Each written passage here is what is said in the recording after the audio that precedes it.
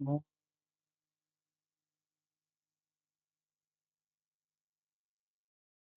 सहना वतु सहनौ भुनक्तु सह वीर्यं करवावहै तेजस्विन वधीतमस्तु मा विद्विषावहै ॐ शान्ति शान्ति शान्ति।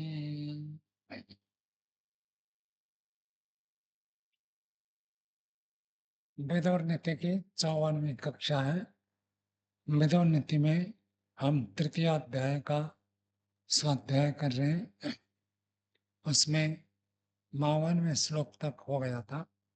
आज 53वें श्लोक से अध्ययन करेंगे। तो महात्मा विदुर जी इतिहास का उदाहरण देते हुए बताया कि भारतवर्ष में ऐसे आदर्श राजा हुए जो अपने पुत्र को भी मोह के कारण से पक्षपात न करके सत्य ही आचरण किया, सत्य ही बोला। तो आपको भी ऐसे ही बोलना चाहिए, पुत्र के मोह में गलत आचरण नहीं करना है। और किसको श्री प्राप्त होती है, किसकी श्री चली जाती है, इन सब बातों को बताकर पुरुष कैसे दीप्तिमान होता है उसको बताते हैं। 53वां श्लोक है। अष्टौ गुणः पौरुषं दीपयन्ति प्रज्ञा च कौल्यं च दमश्रुतं च पराक्रमश्च बहुभाषिता च ज्ञानं यथा शक्ति कृतज्ञता च। 8 गुणों से पुरुष दीप्तिमान हो जाता है, चमक जाता है। पुरुष को चमकने के लिए 8 गुण बताए। पहला का प्रज्ञा। यदि कोई व्यक्ति दीप्तिमान होना चाहता है, चमकना चाहता है, प्रसिद्ध होना चाहता है, तो सबसे पहला है प्रज्ञा। अपनी बुद्धि को बढ़ाए, ज्ञान विज्ञान को बढ़ाए, शास्त्र का अध्ययन करके अपने प्रज्ञा को शुद्ध भी करे और विस्तार भी करे, बढ़ाए। जिसके पास जितनी विद्या है, जिसके पास जितना ज्ञान है, वो व्यक्ति उतना ही दीप्तिमान होता है। एक व्यक्ति के पास थोड़ा ज्ञान है, वो थोड़ा दीप्तिमान होता है, थोड़े लोगों में प्रसिद्ध होता है। एक व्यक्ति के पास बहुत अधिक ज्ञान है, तो जैसे कोई वैज्ञानिक हो जाता है और कोई विशेष खोज करता है, उस ज्ञान के कारण से पूरे दुनिया में वो प्रसिद्ध हो जाता है। तो कहते प्रज्ञा पुरुष को दीप्तिमान करते हैं। कौल्यम, कौल्यम का अर्थ होता है कुलीनता। कौन से कुल में व्यक्ति उत्पन्न हुआ, ये उसको दीप्तिमान करने में कारण बनता है। कुल का अर्थ धन वैभव संपन्न ये नहीं है। कुल का अर्थ होता है, जैसे सुनते हैं रघुकुल रीति सदा चले आए, ऐसे जिस कुल में कोई आदर्श परंपरा है, नियम, शास्त्र की मर्यादा, शास्त्र के निर्देश को जिस कुल में पालन किया जाता है, वो प्रसिद्ध कुल होता है। तो ऐसे किस कुल में उत्पन्न होता है, तो उसके आधार पर वो दीप्तिमान होता है। तो प्रसिद्ध कुल में उत्पन्न होना, ये भी एक दीप्तिमान होने में कारण है। नमः श्रुतम च, नमः, जो व्यक्ति जितना अधिक इंद्रियों को दमन करता है, वो व्यक्ति उतना दीप्तिमान होता है। और जो इंद्रिय भोगों में पड़ता है, इंद्रिय विषय भोगों के प्रति आकर्षित होता है, उसकी दीप्ति हट जाती है। शारीरिक जीवन की दीप्ति भी हटती है और लोक में जो प्रसिद्धि है वो भी दूर हो जाती है। श्रुतम च, श्रुतम यह शब्द शास्त्र के लिए आता है। जो व्यक्ति जितना शास्त्रों को सुना है अर्थात पढ़ा है, वो व्यक्ति उतना दीप्यमान होता है। पीछे भी आपको बताता है, एक छोटा सा बालक ब्रह्मचारी 14 विद्याओं को हस्तगत कर लिया, तो प्रधानमंत्री मोदी भी उसको शुभकामना देते हैं, क्योंकि उन्होंने शास्त्रों का अधिगत किया है। तो जो व्यक्ति जितना शास्त्रों को अधिगत करता है, वो व्यक्ति उतना दीप्यमान हो जाता है। पराक्रमश्च, बल और पराक्रम में अंतर है। किसी के पास बल तो अधिक है, लेकिन वो डरपोक हो सकता है। लेकिन पराक्रम, जितना बल है उतना ही वो शत्रु के प्रति आक्रामक भाव से युक्त रहता है, तो उसको पराक्रम कहते हैं। निर्भीकता और एक आक्रामक होना, ये विशेष उसमें होता है। डरपोक नहीं होता है। डरपोक का विपरीत जो होता है वो पराक्रम। अभावभाषिता, ज्यादा बोलना हानिकारक होता है, दीप्तिमान नहीं होता है। जो व्यक्ति ज्यादा बातचीत करता है वो दीप्तिमान नहीं हो सकता। और जो व्यक्ति अपने लक्ष्य के प्रति गंभीर है, चाहे लौकिक क्षेत्र में हो आध्यात्मिक क्षेत्र में, जो व्यक्ति अपने लक्ष्य के प्रति जितना अधिक गंभीर होता है वो उतना ही कम बात करता है।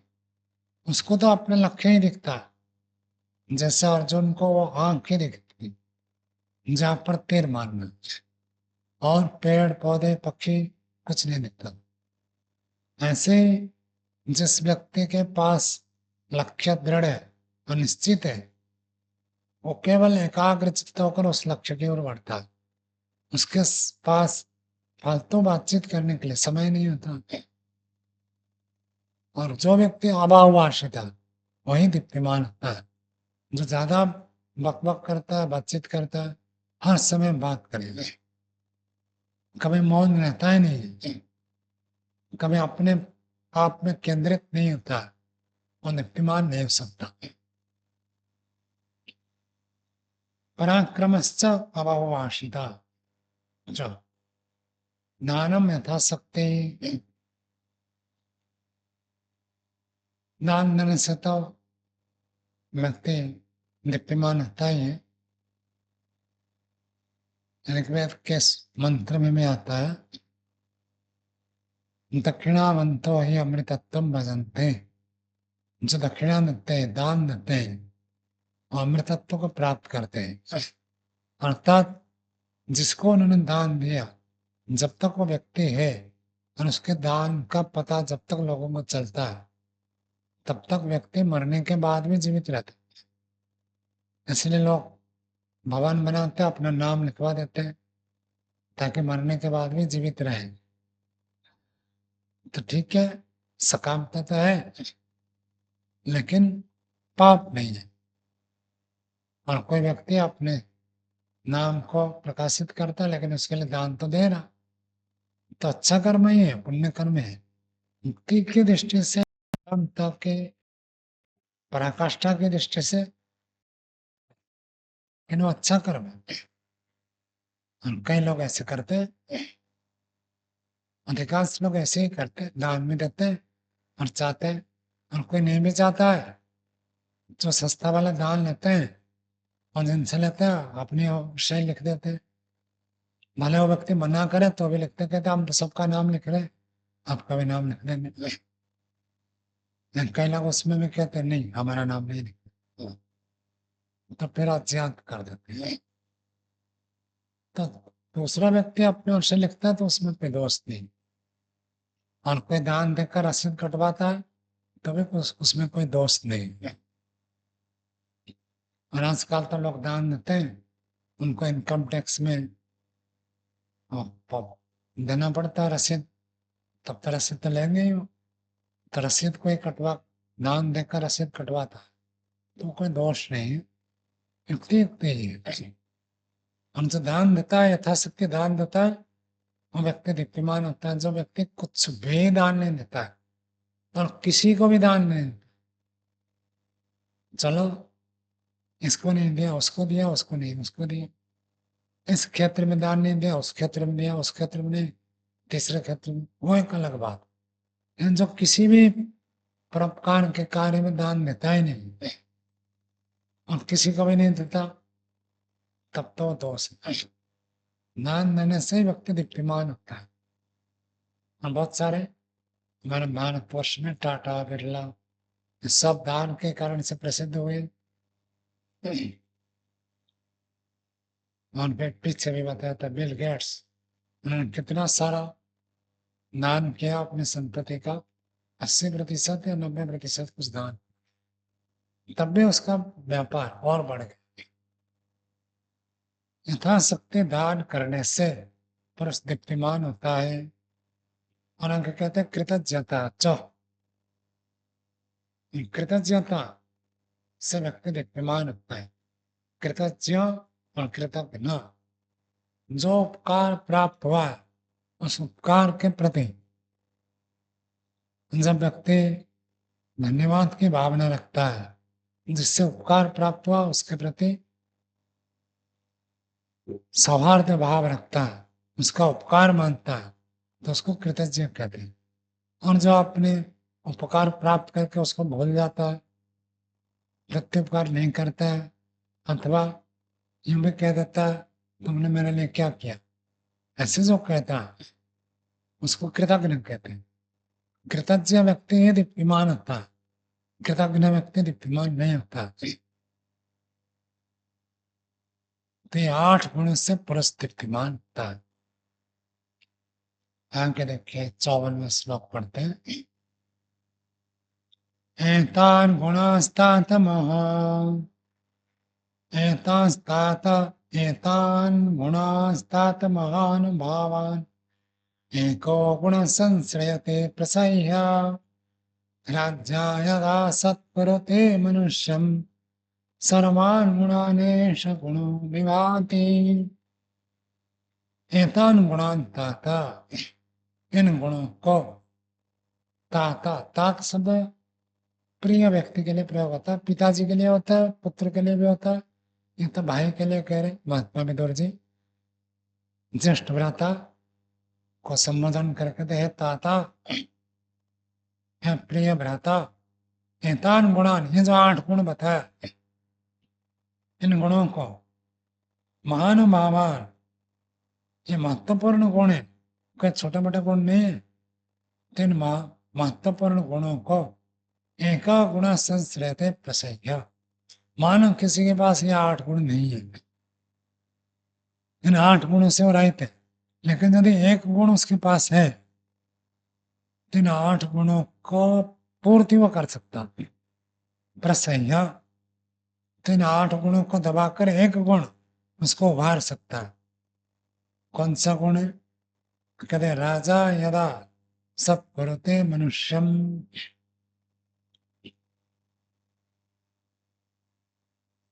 जो व्यक्ति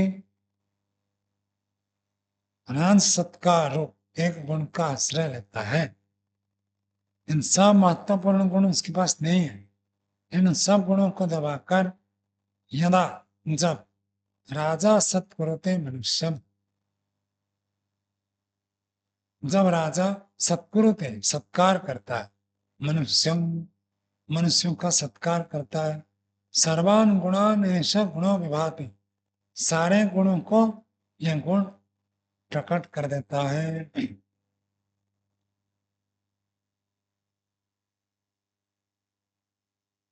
मतलब यदि राजा के द्वारा सत्कृत हो जाए, राजा के द्वारा वो पुरस्कृत हो जाए, भले ही 8 गुण नहीं है, तब भी वो इन 8 गुणों को दबाकर दीप्तिमान हो सकता है।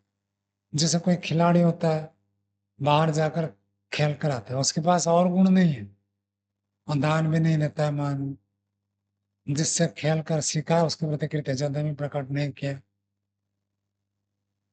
ज्ञान में ज्ञान नहीं। एक ओलंपिक में खेलने गया था, उसको ये न्यूज वाला आकर पूछे तो वो कहा भाई हिंदी में पूछ लिया करो, तो उसको इंग्लिश नहीं आता, अब ज्ञान है नहीं,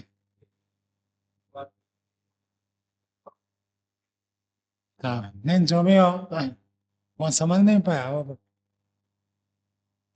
कहा हिंदी में पूछो, तो हिंदी में पूछे तो फिर उत्तर दिया, भले उसको इंग्लिश का ज्ञान नहीं है, लेकिन खेल में तो जीत कर आया, तब वो जीत कर आया तो उसको पूरे राज्य सत्कार, देश का नाम किया, तो देश के और सब ने उसकी प्रशंसा की। तो उस एक गुण ने बाकी सब गुण को हटाकर उसको दीप्तिमान कर दिया। एक गुण यदि हो जाए राज सत्कार, तो बाकी गुण ना हो तो भी एक गुण के द्वारा अन्य सब गुण को अतिक्रमण कर सकता है, उसको प्रकाशित कर सकता है, चमका सकता है, ऐसी उसकी विशेषता है।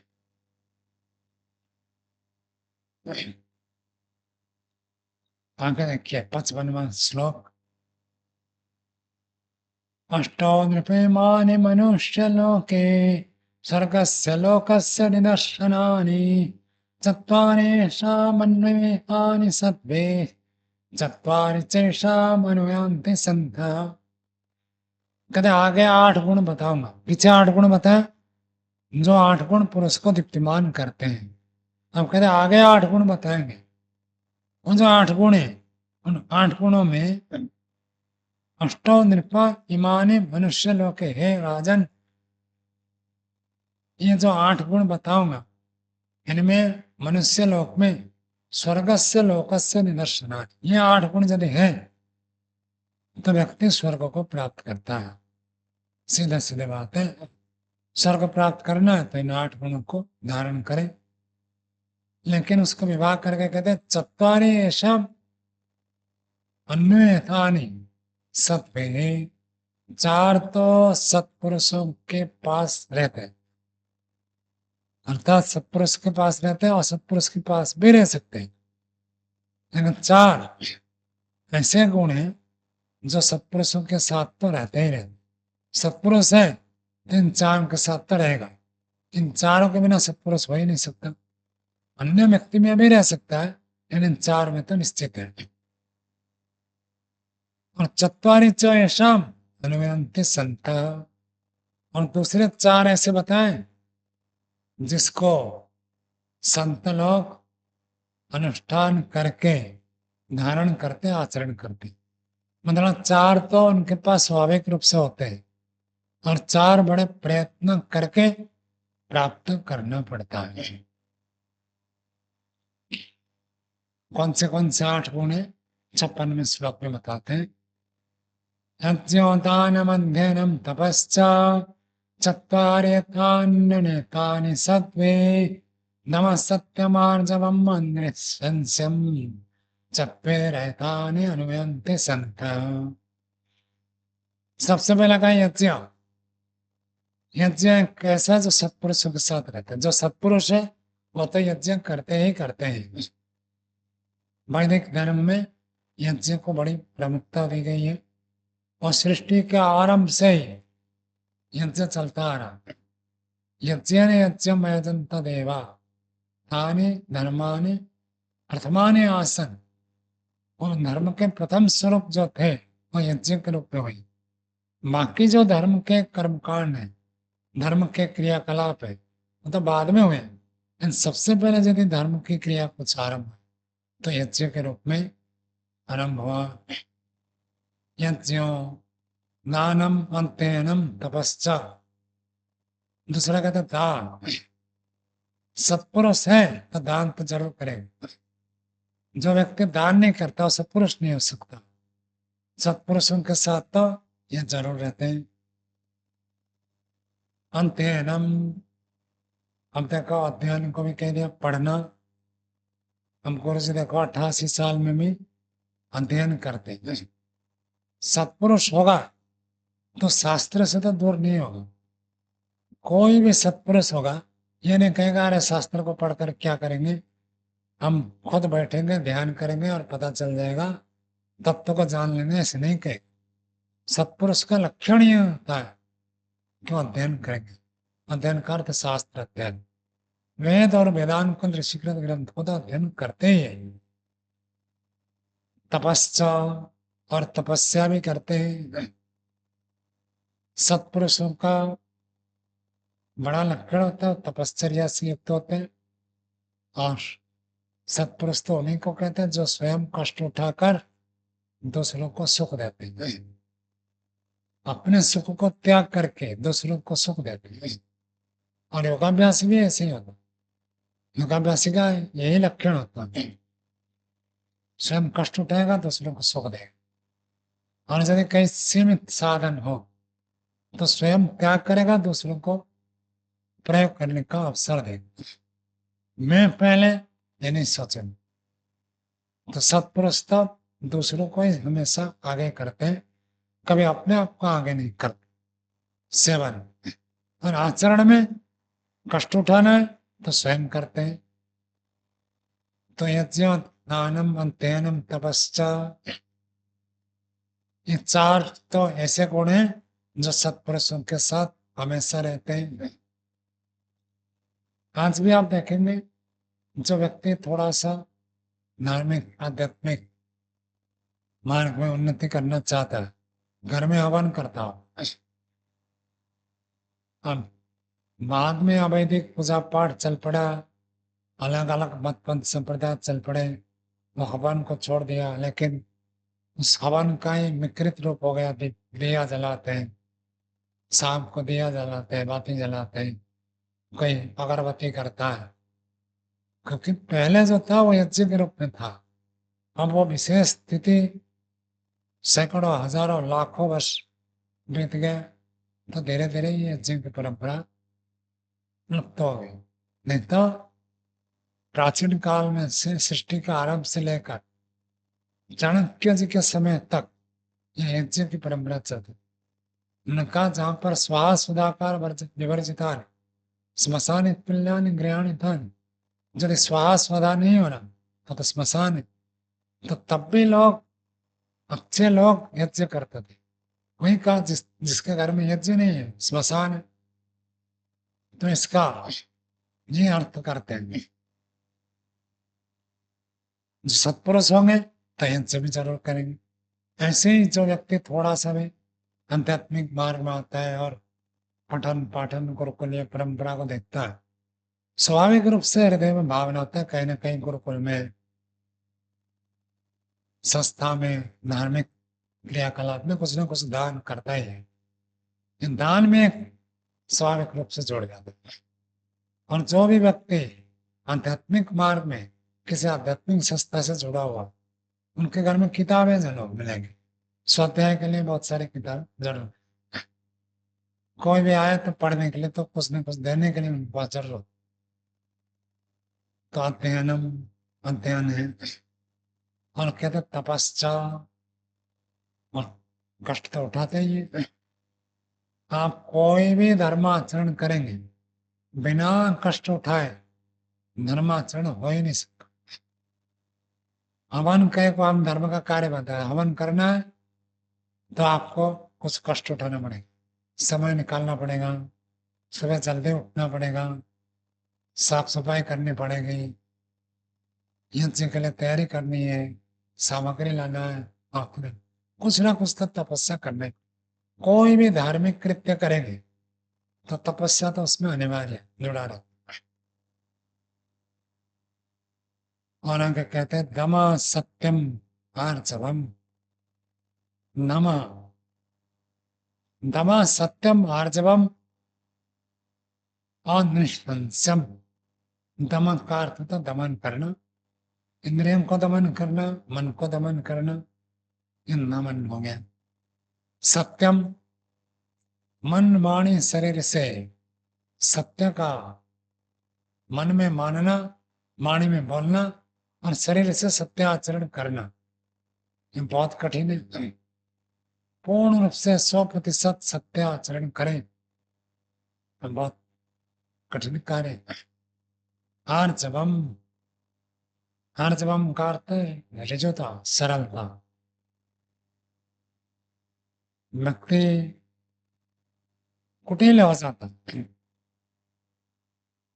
आर्जवम का अर्थ जैसे मन ऐसे वाणी ऐसे शरीर, जिसको कहा मनस्येकम वचस्येकम कर्मण्येकम महात्मा। एक व्यक्ति वो गुरुकुल रेवले में ऑफिस में कार्य करते थे, तो उन्होंने कहा एक कोई सज्जन आए थे विद्वान को, तो बैठ गए, तो बहुत लंबे काल के बाद उठ कर आया, तो कहा इतनी देर तक आप संध्या कर रहे थे? तो उन्होंने कहा संध्या में मैं पूरे अष्टाध्याय दोहरा। अब अष्टाध्याय दोहरा ठीक है, उन्होंने ऐसे मान रखा संध्या करके बैठने और अष्टाध्याय को दोहरा। इसी का नाम तो कुटिलता है। कुटिलता मतलब ऐसे नहीं कि केवल ये रास्ता देहरादून जा रहा है और आपने कह दिया इधर चले जाओ, इतना मात्र कुटिलता नहीं है। व्यक्ति दिखाता अलग है और करता अलग है, इसी का नाम तो कुटिलता है। और आर्जवम का अर्थ जैसे है वैसे ही दिखाना, छुपाना कुछ भी नहीं है। क्योंकि देखो सत्यम भी बताया और आर्जवम भी बताया। सत्य बोलते हुए व्यक्ति कुटिल हो सकता। जैसे मानो मैं पूछूंगा भाई मेरी लेखनी यहाँ थी, आपने देखा है क्या? तो कह देगा देखो मेरे पास नहीं, और वास्तव में उसके पास नहीं, लेकिन लेकर दूसरे के थैले में डाल रखा है, नहीं अपने पास। बात बात तो सत्य है, जैसे है वैसे ही बता रहा, लेकिन ये कुटिलता में आएगा। ऐसे ही व्यक्ति संध्या के समय तो कभी कभी गुरुकुल में ऐसे नियम बनाना पड़ता है कि मैं संध्या और यज्ञ में आप अष्टदय नहीं ला सकते, क्योंकि व्यक्ति क्या करता है संध्या हो अथवा यज्ञ के मंत्र बोलते हैं और वो मन में अष्टाध्याय चलता है। अब जहाँ अष्टाध्याय द्वारा अटक गया, थोड़ा सा पुस्तक देखेगा, सूत्र एक सूत्र याद आएगा, तो फिर उसके बाद तो लंबा एक बोल दे तो आगे तो चल पड़ेगा। ऐसे करता है, इसी का नाम कुटिलता है। ऐसे नहीं करना, जैसे है अब इस व्यक्ति सोचता है किसी को पता नहीं चलेगा। और बहुत सारे लोग हैं गुरुकुल में तो नहीं सुनने लगे, दूसरे घर में बच्चों को ऐसे देखा जाता है कि वो पाठ की पुस्तक लेकर पढ़ रहे हैं और उसके अंदर उपन्यास छुपा रखे हैं, उपन्यास पढ़ रहे हैं और खोल रखा है पुस्तक, कोई आकर देख ले तो देखो ये मैथमेटिक्स का फिजिक्स का पुस्तक वेदों की पढ़ रहा हूँ, दिखा देगा, और अंदर कुछ और चल रहा है। इसी का नाम कुटिलता। ऐसे व्यक्ति कभी सत्पुरुष हो जाए संभव ही नहीं है। तो कुटिलता जो व्यक्ति करता है उसको लगता है मैं दूसरों को धोखा दे रहा, वास्तव में दूसरों को धोखा नहीं हो रहा, खुद को ही धोखे में रख रहा। ये उन्नत सोचता है व्यक्ति में कुछ ज्यादा उपलब्धि कर लूंगा, इतना व्यक्ति झूठ बोल देता है। गुरुकुल में आकर भी ब्रह्मचारी झूठ बोल देते। ये तो ठीक है, गृह त्याग किया और गुण है, लेकिन ये गुण उसके द्वारा दब जाएगा ऐसे नहीं है, हानि तो उठाने पड़ेगा। इसके विपरीत घर गृहस्थी व्यक्ति साफ कह देता है देखो जी मेरे से ये नहीं हो पा रहा, ये नहीं हो पा रहा, ये नहीं हो पा रहा, सच बोल देते और बड़े बड़े दोष आकर बता देते हैं और ब्रह्मचारी होकर छुपा देते हैं। सबकी बात नहीं कर रहा हूँ, जो आदर्श ब्रह्मचारी, आदर्श वानप्रस्थ, आदर्श सन्यासी, वो तो हमेशा पूज्य है, रहेंगे, और ऐसे व्यक्ति तो रहेंगे, और उन्हीं के कारण से ही कुटिल व्यक्ति भी वैसे वेश धारण करके चलता है। जब सारे कुटिल हो जाए तो कुटिलता तो चलेगी नहीं। अच्छे ब्रह्मचारी है, अच्छे वानप्रस्थी है, अच्छे सन्यासी है, तो इसलिए कुछ लोग उनके वेश में कुटिलता आचरण करके अपने मतलब को सिद्ध करते काम करते हैं। तो ये बहुत बड़ा दोष है, पीछे भी आपको बताया होगा। सर्वम जिम्मा मृत्यु पदम आर्जवम ब्रह्मणनुपम एतत् ज्ञान विषयम। विस्तारम किम करिष्यति, ऐसे कुछ अंतिम वाक्य ऐसे कहता, जो अध्यात्म का सार है, सर्वम जिम्मा मृत्यु पदम, यदि अपने कुटिलता के ना, जिसको चरक ऋषि ने प्रज्ञा अपराध नाम से कहा, जानबूझकर गलती करते और गलती को छुपाने के लिए यदि प्रयत्न करते, कहता सारे कुटिलता, जिम्मा का अर्थ होता है कुटिलता, हाँ हाँ का अर्थ त्याग, जिन्होंने त्याग कर दिया, छोड़ दिया, क्या सरल मार्गों को जिसने छोड़ दिया, जिम्मा, कुटिलता को संस्कृत में जिम्मा कहते, तो सर्वम जिम्मा मृत्यु पदम, और मृत्यु का पद है। आपको लगता है मैंने दूसरों को धोखा दे दिया, आपको लगता है दूसरों को पता नहीं चलेगा, आपको लगता है अरे मैंने गलती की, किसी ने पकड़ा नहीं, ठीक है, नहीं पकड़ा, नहीं पकड़ पाया, एक अलग बात है, लेकिन जो गलती तो है गलती है। अंतर इतना है, यदि व्यक्ति जानबूझकर गलती करके कुटिलता से उस गलती को छुपाना चाहेगा, तो गलती की प्रवृत्ति खत्म नहीं होगी, ये हानिकारक है। और ये गलती की प्रवृत्ति उसको इसी जीवन में भी, अगले जीवन में बहुत हानि पहुंचाएगी, व्यक्ति नहीं समझ पा रहा, गलती होगी नहीं, ये तो कौन कहेगा, ऋषियों से भी गलती हो जाती है, लेकिन गलती करके उसको छुपाने के लिए कुटिल आचरण करे, ये बहुत ही हानिकारक है, बहुत ही घातक है। कभी ऐसे नहीं करना, गलती हो गई स्वीकार करो, कुछ हानि हो तब पहले से कह दो, जी मेरे से कुछ गलती हो गई, मैं उसके लिए क्षमा चाहता हूँ, आगे से नहीं करूंगा, और विशेष दंड भोगने की स्थिति में नहीं हूं, तो इसलिए मैं छुपाने से और पाप हो जाएगा, इसलिए बता रहा हूं, मुझे विशेष दंड ना दे। यदि सत्य कह दे तो आपका अंतःकरण पवित्र हो जाएगा, और यदि सत्य को छुपा दिया पकड़ में नहीं आएगा। अब देखो यह आम के बगीचा है, बंदर आकर खाकर चले जाते हैं ना, वो कितना रखवाल करता है, फिर वो अपने रास्ते में, बंदर अपने रास्ते में, बंदर से तो ज्यादा बुद्धि है ना मनुष्य के पास, तो मनुष्य चोरी करे तो किसको क्या पता चलेगा, आप कोई आम तोड़कर खा देंगे तो मैं देख सकता हूँ क्या, संभव ही नहीं है। व्यक्ति तो ऐसा होता है, अगला व्यक्ति डाल डाल हो तो ये पात पात है,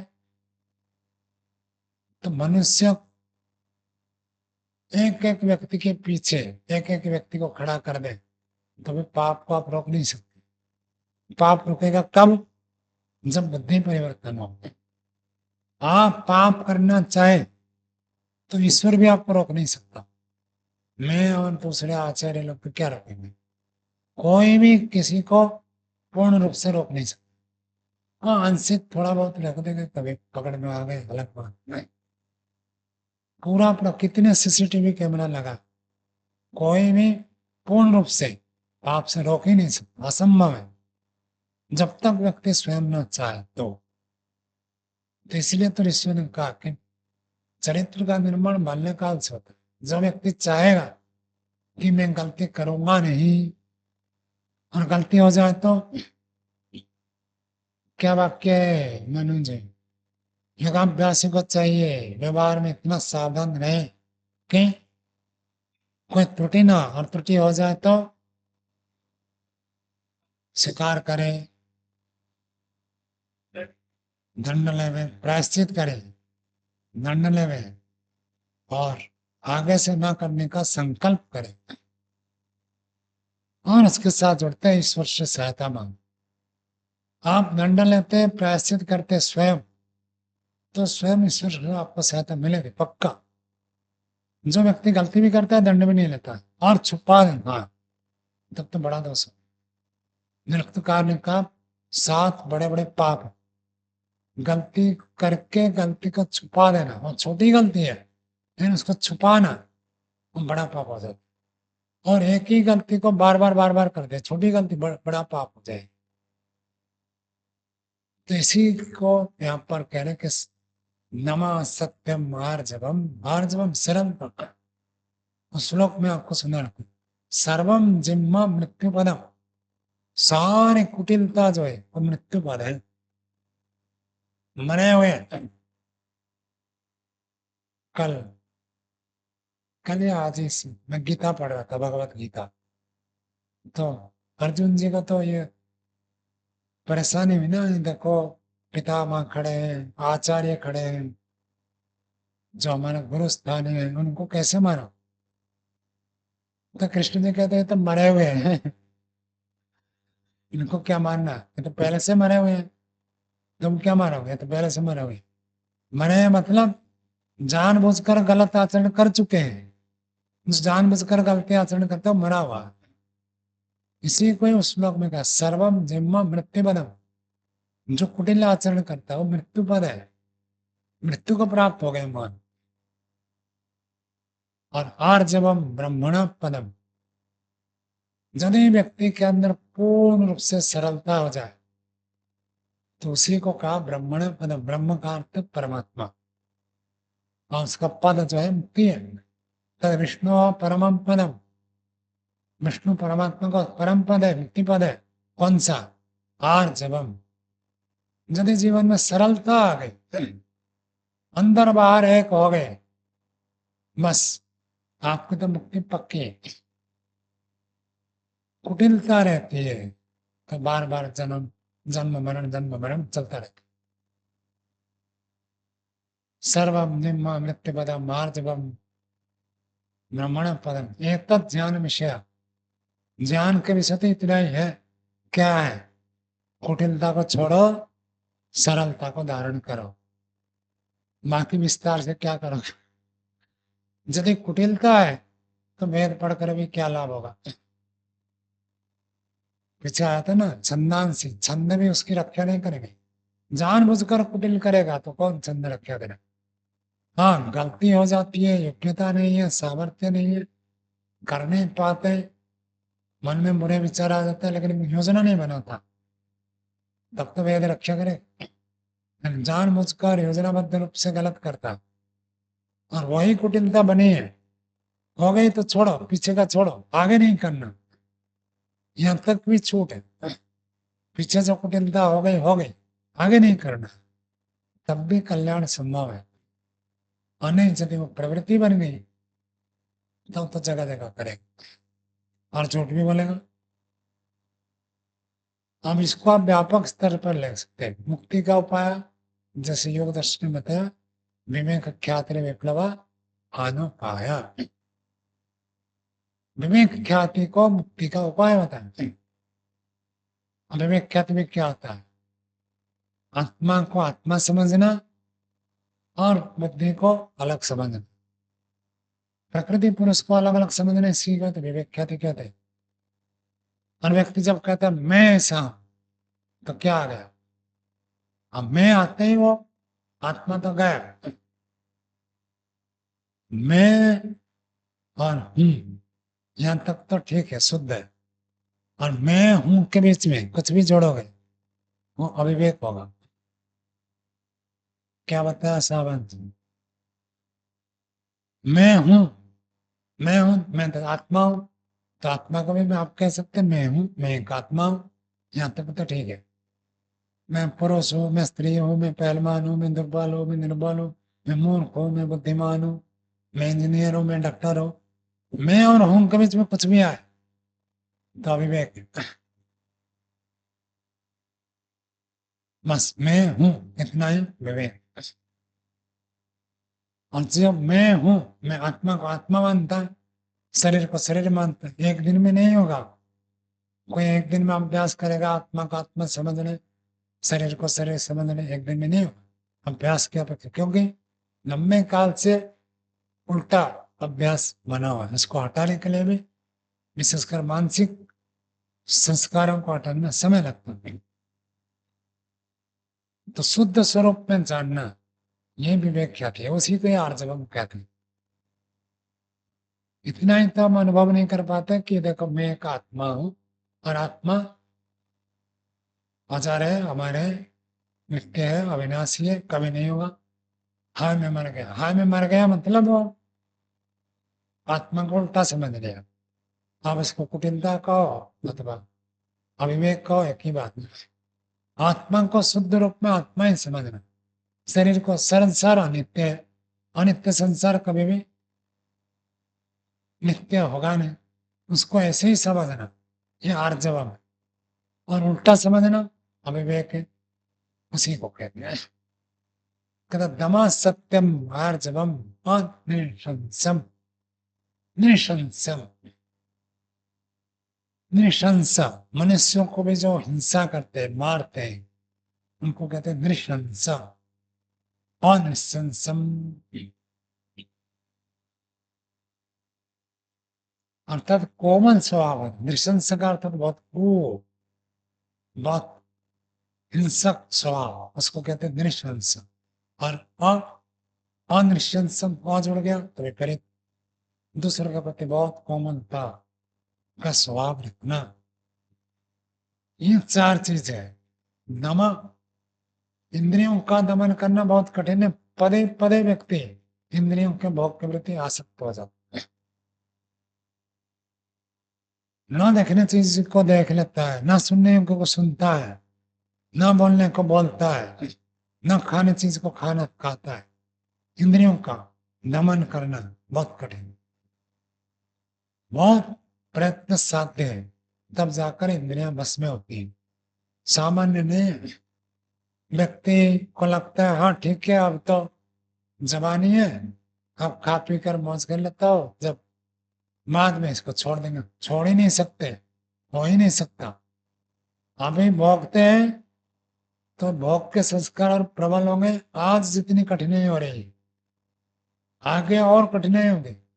व्यक्ति सोचता अब तो शरीर जवान है, इस समय भोग नहीं करेंगे तो कब भोग करेंगे, मार खाएगा वो। बहुत परिश्रम करना पड़ेगा, संस्कार उल्टा पड़ जाए, हटाना बहुत कठिन हो जाता।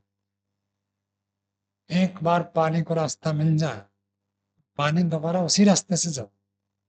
ऐसे इंद्रियों का भोग ऐसे होता है। दमा सत्यम, सत्य का भी बताया आपको, पूर्ण रूप से मन में सत्य ही विचार करना, उल्टा विचार करना ही नहीं है। वाणी से पूर्ण रूप से सत्य ही बोलना, असत्य नहीं बोलना है। और आचरण से सत्य आचरण करना, असत्य आचरण नहीं करना। ये भी बड़ा प्रयत्न साध्य है। स्वामी सत्यपति जी मंच पर बहुत दृढ़ता के साथ कहते हैं, मुझे इतने वर्ष हो गया, मैंने जानबूझकर एक बार भी झूठ नहीं बोला। तो ऐसे बनाने वाला बहुत विरल होते हैं, कह नहीं सकता व्यक्ति। अब कोई झूठ बोल रहा है तो उसी को ही झूठ बोल रहा है, झूठ नहीं बोला कहकर झूठ बोल रहा, ये तो अलग बात। जैसे राग द्वेष में व्यक्ति डूबा रहता है और कहता मेरा किसी के प्रति राग नहीं है, द्वेष नहीं है, तो ऐसी स्थिति हो तो अलग हो। लेकिन पूर्ण रूप से सत्य आचरण करना और अधिकार पूर्वक कहना, इतने सालों से, कितने वर्षों से मैंने असत्य का प्रयोग नहीं किया, क्रियात्मक रूप से प्रयोग।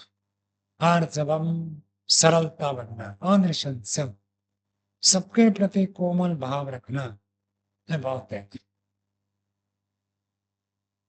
चत्वारि एतानि अनुयान्ति सन्तः, ये जो चार चीज है, इनको संत लोग अनुयान्ति, बहुत इसको प्रयत्न करके प्राप्त करते हैं। यज्ञ तो सरलता से कर देंगे, दान कर लेंगे, अध्ययन कर लेंगे, तप कर लेंगे, उसमें कोई बड़ा जोर नहीं लगता। यानी ये जो चार चीज है, दवा सत्य मार्जवम अनिशंसम, ये बहुत प्रयत्न साध्य होते हैं।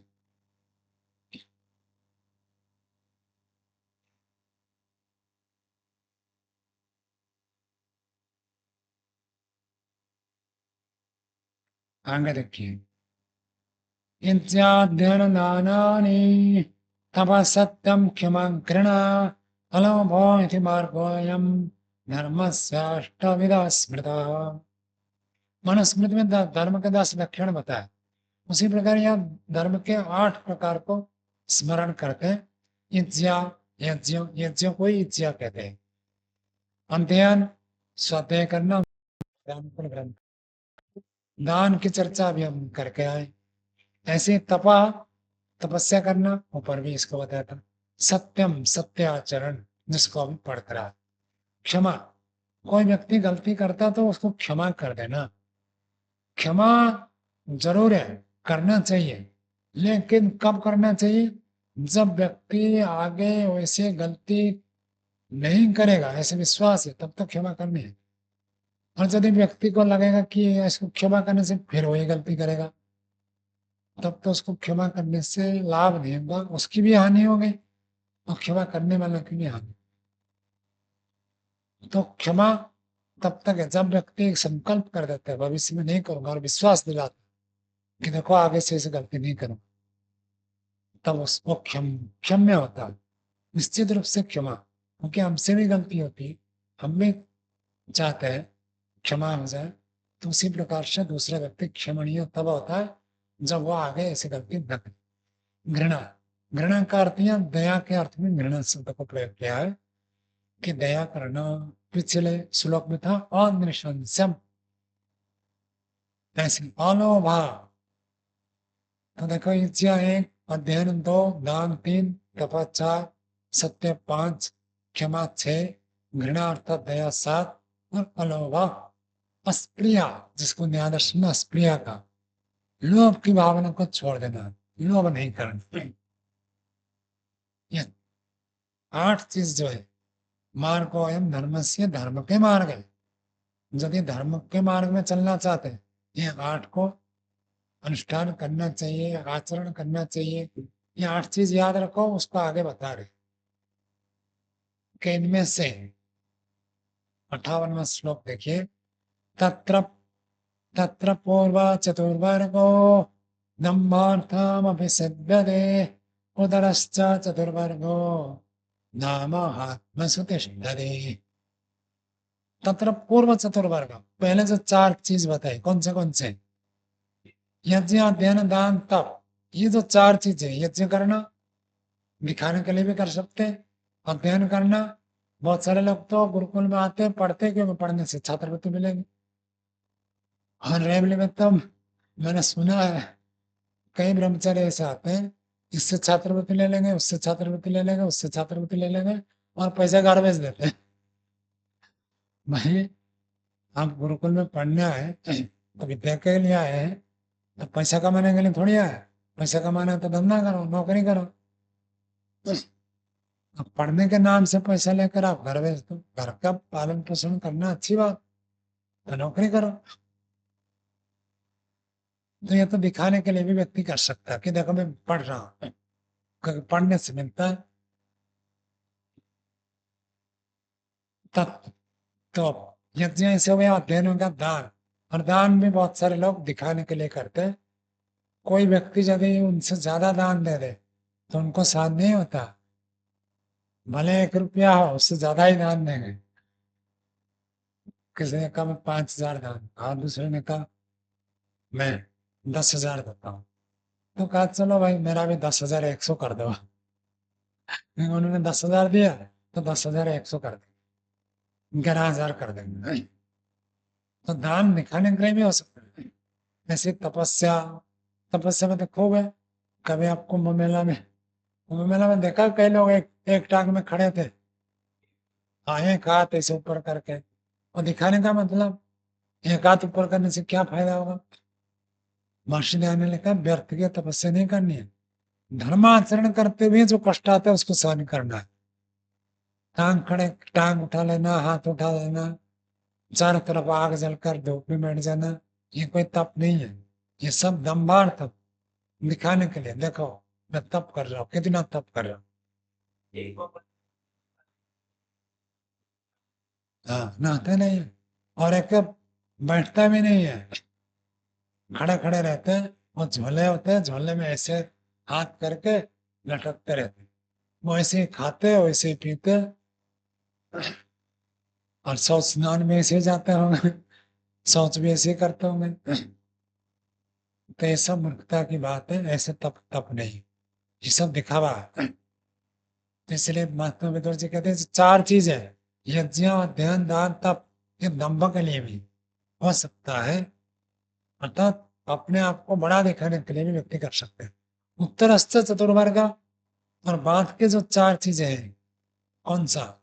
सत्य भाषण करना, क्षमा करना, दया करना, लोभ को छोड़ना, ये न अमहात्मसु तिष्ठति। जो महात्मा नहीं है उनमें ये 4 चीजें आपको नहीं मिलेगी। ये 4 चीजें तो महात्माओं में ही मिलती है। दिखावे के लिए कोई सत्य भाषण नहीं कर सकता। हाँ, आपको पता है कि सबको पता है तब सत्य बोलता है, लेकिन बाद में जान दूसरों को पता नहीं है और वो झूठ बोलेगा। तो महात्मा लोग ही ये कर सकते हैं। चलिए आज का पाठ ये रखते हैं। हाँ, cut। ओम शांति शांति शांति। सर्वेभ्यः